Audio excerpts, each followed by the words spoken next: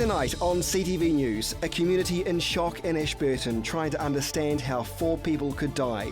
They may be cute, but why is Doc so concerned about increasing numbers of these fur seals?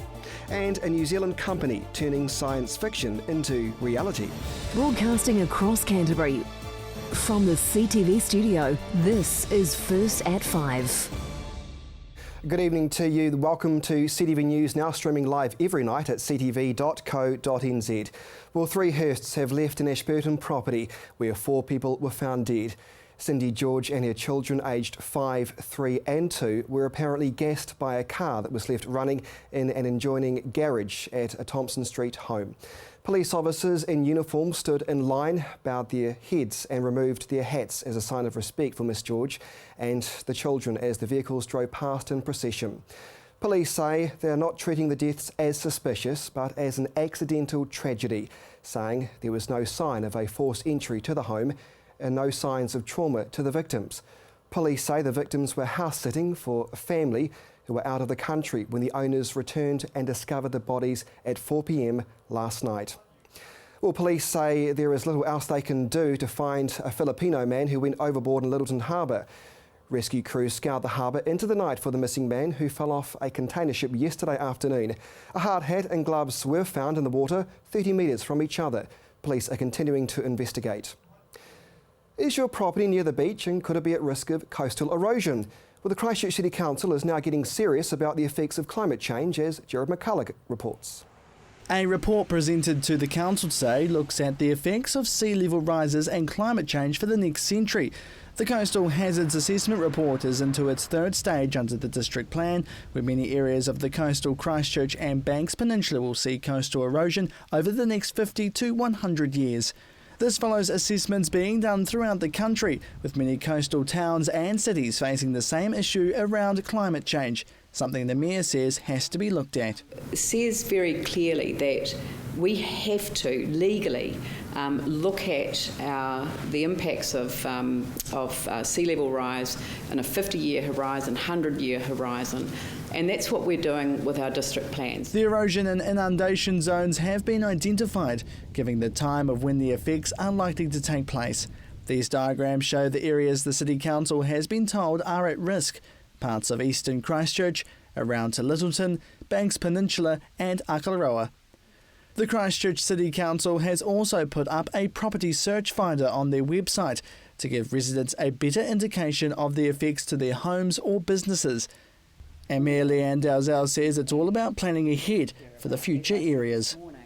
Insurance companies worldwide are looking at coastal hazards, and insurance companies are going to make decisions based on the knowledge, the science, the expertise, the risk assessment that they establish. We, like every other city that's in a coastal environment, have got to decide now what it is that we're going to do to assist people to make decisions in the long term. The people affected will get a chance to have their say on the report, with 7 meetings being held over the next month.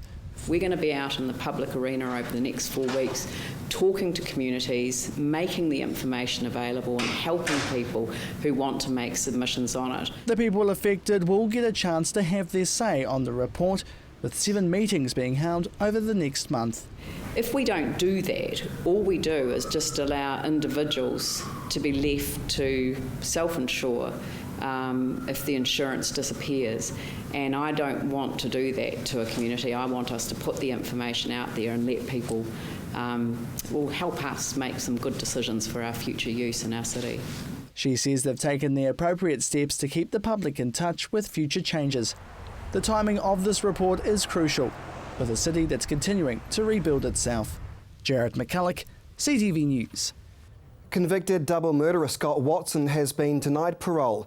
He was jailed in 1999 for the murders of Ben Smart and Olivia Hope, who disappeared in the Marlborough Sounds. The parole board says it's seen Watson today for his first consideration of parole, but says it's declined to release him as it still considers him to be a risk to the safety of the community. Scott Watson has been denied parole in his first parole hearing since being sentenced to life in prison in 1999. The parole board today said Watson still remains a risk to community safety, but would not elaborate on its decision at this stage. Watson, who was imprisoned in minimum security at Rolleston Prison, was sentenced to a 17-year minimum non-parole period for the 1998 murder of Olivia Hope and Ben Smart. The pair went missing in the Marlborough Sounds on New Year's Eve 1998 and their bodies have still not been found. Watson has always protested his innocence, but appeals made since have been unsuccessful. His case will be one of a number reinvestigated by a new group designed to look at potential miscarriages of justice. Last month, he successfully challenged the Corrections Department decision that refused a media interview between Watson and a North and South journalist. The judge's verdict required the department to reassess its decision, but so far, Corrections has not responded. Watson can go for parole again in 12 months' time. To the east now on what to do with that red zone.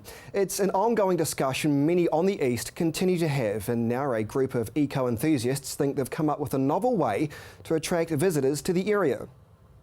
Plans for a major environmental visitor attraction located in Christchurch's Red Zone land has been unveiled. The concept features attractions focused on land, water and science, with architecturally designed structures and areas for retail, hospitality and even venues for meeting and concerts. The project follows the success of the UK Eden project, but founder Sir Tim Smith stresses that the Christchurch project would be unique. If your aspiration was only to create something equally as good as what we've done in the UK, I would go and shoot yourself right now. I think the people of Christchurch have got everything they need. They have got talent, they've got humour. Humour is the most important thing if you're going to try and change the world, I find. We want to do something better than what we've done in the UK. The idea of transforming the 16-hectare piece of land has taken 3 years to gain momentum, and Sir Tim says that it is a major development for Christchurch. When I went yesterday, I was reminded that there is no substitute for actually seeing things. Having pictures doesn't compensate for the dreadful sense of melancholy when you go to that area where so many lives have been wrenched, from the soil. It's eerie. He says the plan has been a collaboration of many minds in the Canterbury region, including the former residents of the now Red Zone land. It's great as a location under certain conditions. If we're able to make what we build a testament to all those lives that were there in some way and build on it in a positive way, that'd be fantastic. If it was just like a cuckoo in the nest and here slam something down as a piece of economic regeneration, it'd be the biggest waste of time. Martin Hadley of the Water for Life Trust, which is behind the $90 to $120 million scheme, agrees. The people who lived on the site, which we've again visited yesterday, and saw the desolation and the destruction, what we saw were lots of dreams, household lots, but lots of dreams, which we hope they can bring those former residents to feel this is their place, and that they can visit it, they can be remembered, they can have a part of it, and we will be doing our bit to try and allow their memories and their involvement and to bring their children, their playground back to life. He says it would boost Christchurch's economy and employment, basing his predictions on the already famous Eden project in Cornwall, England, that is believed to have seen employment rise by 12%. To give you an example, Eden UK have something like 2,500 to 3,000 businesses that support the project day in, day out. 80% of those support the hospitality activities. They have 1 million visitors a year. They've had 17 million since inception. They've put $1.6 billion, that's $1 billion, into the Cornish economy. Sir Tim was adamant today that this was no corporate money-making ploy, but a serious look at the direction that the world is going in, and in effect, how we can change it.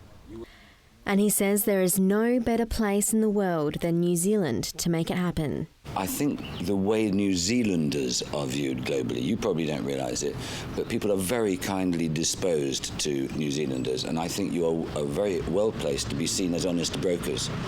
And if you were to lead on a project like the one we're talking about at the moment, I think it would be seen as globally appropriate because you would be of a size that isn't trying to cock a snook at the rest of the world in terms of power. It would be to do with spiritual ambition with a small s. I think that's very exciting, don't you? Chelsea Daniels, CTV News. And still to come here on CTV News, they may be cute looking, but why are fur seals causing a headache for the Department of Conservation? And what is the future of the IT industry?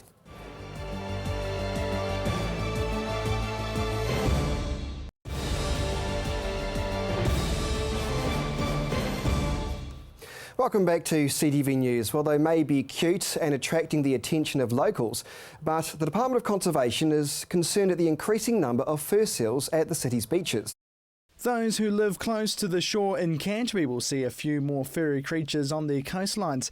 Around this time every year, weaning seals make their way up onto rocks and the beach to rest and fend for themselves, but there's been problems with dogs attacking the marine life.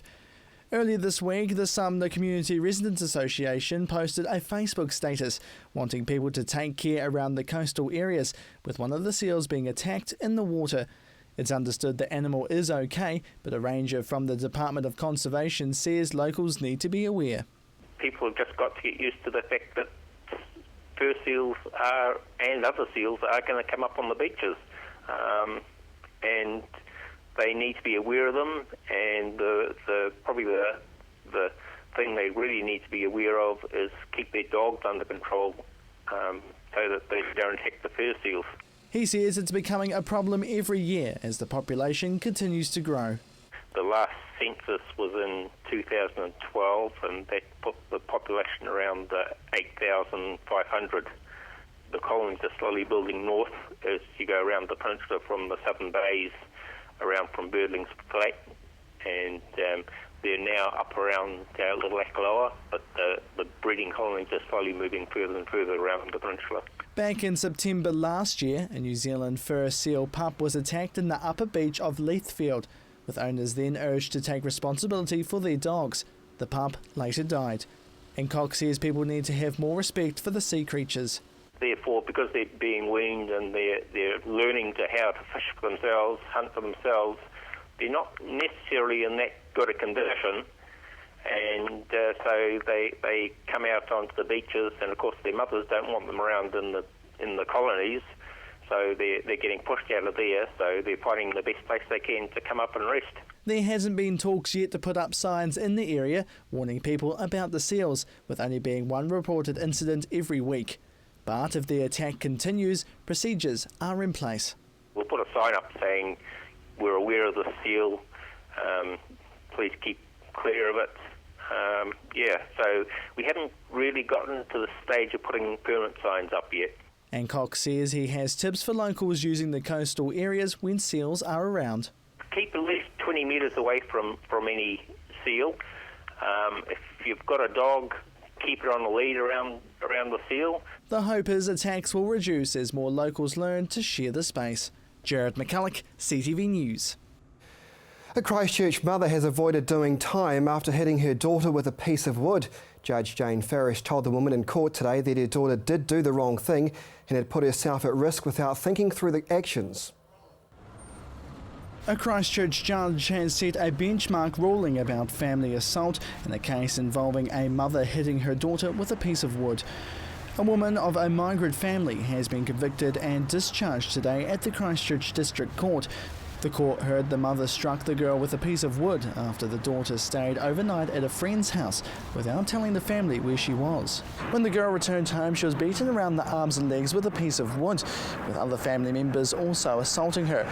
Since then, they've had their charges resolved and completed counselling. The judge was satisfied the case had given a clear boundary on what parents can and can't do in disciplining children here in New Zealand. However, she says the discipline was born out of love rather than hate. The daughter did a wrong thing, but it was inappropriate to physically assault anyone. Full name suppression was given to the family. A Christchurch company is preparing children for jobs in the technology industry that haven't even been created yet. And as CTV Chelsea Daniels reports, she went along to the opening of the Mindlab to see how the company is turning science fiction into fact. The future of teaching has reached Christchurch. Digital and Creative Education Lab, the Mindlab by Unitec, officially opened its doors today. It's a place where children and teachers alike can be taught about the future of technology, and founder Francis Valentine says it's a major event for the city. So the Mindlab by Unitec is all about teaching kids to understand how they can integrate technology right across the curriculum. How can they create things? Maybe it's stop motion movies or code a game. Maybe it's using electronics to develop musical instruments. But it's also about teaching teachers to understand how they can actually integrate the same sort of digital platforms and technologies into their classroom with confidence. She says it's a way of preparing our younger generations on the prospects that lie beyond what we already know, to prepare them for jobs that haven't even been invented yet. Yeah, I think what we really have to understand is that we can teach the basics are really important in a school system, but what we also have to have students ready for the future. And if you look at the types of industries that are emerging right now, they're all incredibly new and they all rely on technology. The lab has joined other locations around the country, and Francis says there has been a growing interest from Cantabrians, in particular from the very start. So we launched in Auckland 21 months ago, and this is our 4th location, so the first in the South Island. We're thrilled to be here. In fact, in the very first week we launched in Auckland, we had more inquiries from Christchurch than we had from Auckland. There's been this real driver to get us down here, and it's so exciting to be here. And the new Christchurch Centre Director, Michael Campbell, hopes to show children beyond what they can learn in the classroom. We've got probably around 40,000 children in Christchurch that can come along to the Mindlab and learn about technology and new ways of learning, the internet, and really exciting times. A lot of them are learning that in school, but we're hoping to take them a wee bit further, a bit more leading edge. Michael is excited about the new opportunities this brings to our region, especially educating teachers. When the children used to come to the Mindlab in Auckland, we didn't have a teaching program. A lot of the teachers would come along and they really enjoyed and got a lot of fun out of what they were learning. And they said, well, where's our learning? What can we do to learn? So we brought in a new program that helps them around digital technology, but also collaborative learning. Dr. Rick Ed, Chief Executive of Unitec, says the new teachers course has gained a lot of momentum here already. We're hoping across the whole of the country over the next 5 or 6 years that we want to get 10,000 teachers through the program, and I think we're taking 2 intakes a year at least in Christchurch, so we're hoping to get hundreds of Christchurch teachers, actually Canterbury teachers, through the program. The postgraduate program for teachers offers insight into these new technologies, many of which weren't even invented when they graduated teaching school. We can't expect teachers just to absorb the stuff out of thin air. The world of teaching and learning is changing, the world of technology is changing, and we need to give teachers the opportunity to upskill and really get to grips with these new ideas in teaching and learning. Christchurch public school teachers will also be eligible for one of 800 scholarships to enrol in the postgraduate program in 2015. Chelsea Daniels, CTV News. And still to come here on CTV News, some snow warnings out in force and local sport.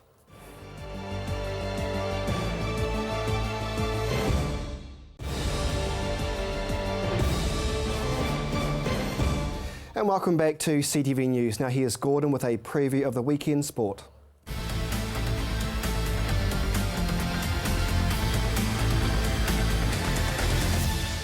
Geraldine's Hayden Paddon will look to continue his recent run of form when the Hyundai World Rally Championship driver competes in the Rally of Poland this weekend.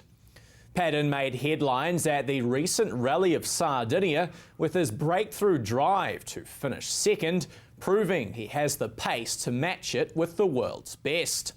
The fast-flowing gravel roads of Poland are expected to suit Paddon's driving style as he pushes for another podium finish. After the event's opening super special stage, Paddon finds himself 3.5 seconds off the pace in 12th, but will look to climb the leaderboard over the next 3 days of rallying. To club rugby, and the 2 top sides in this year's Hawkins Trophy competition meet tomorrow when Marist Albion host Hawkins Cup champions Lincoln University.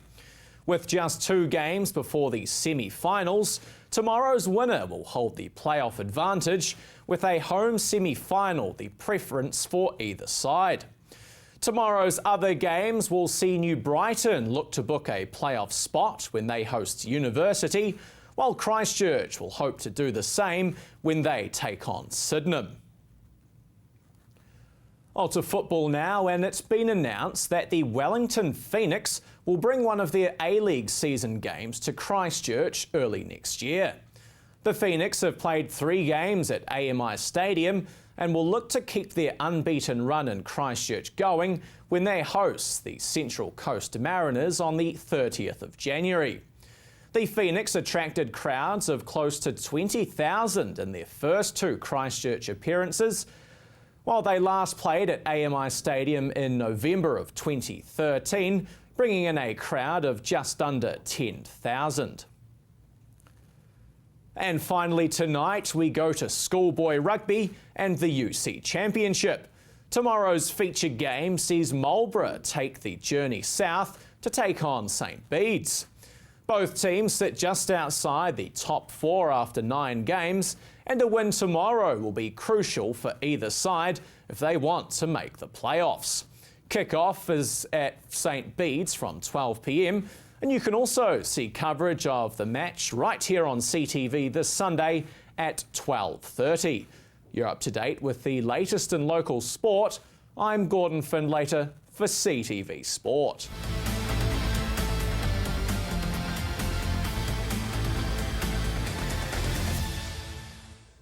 And Mercy standing by now with your region's weather forecast.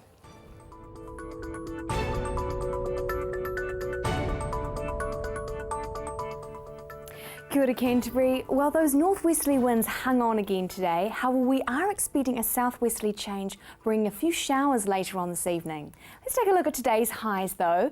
Twizel and Waimate on 10 degrees, everywhere else 12 degrees for you. Heading to mid-Canterbury, Christchurch a bit warmer on 13, a little bit cooler for Akaroa and Leeston on 10, Darfield on 11 and Ashburton on 11 degrees. Heading north, Kaikoura, a bit warmer for you on 14 degrees. Everywhere else we can see on 10 degrees here, not too bad for North Canterbury.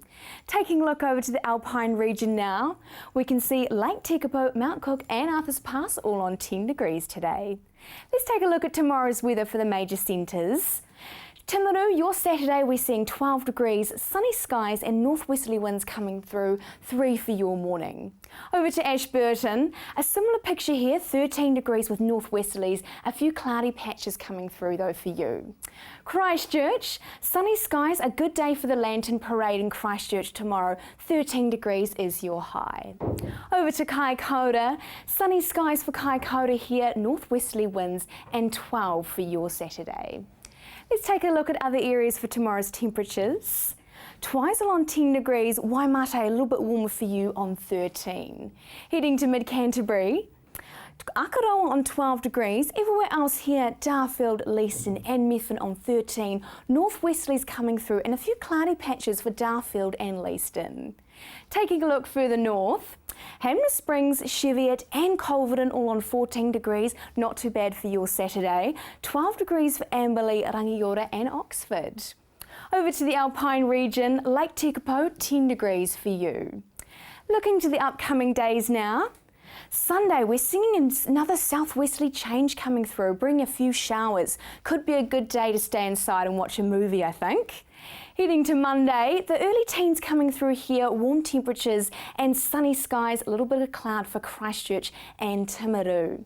Looking to other areas for Sunday and Monday, we're seeing southwesterly winds coming through, a few cloudy patches with a few showers for most places. Similar picture as we head further north. Flipping over to Monday, it gets a little bit better for a lot of places, however we are still seeing a few showers coming through. As we can see over the next upcoming days, we're expecting a settled day tomorrow, however we are expecting that southwesterly change to come through on Sunday. Do enjoy these warmer temperatures while they last though, as we are expecting a cold snap to come through from Tuesday to Thursday next week, with the potential for snow to fall in some areas. For now though, that's your weather update for Friday. And that is your local news for Friday. Stay warm and have a great weekend.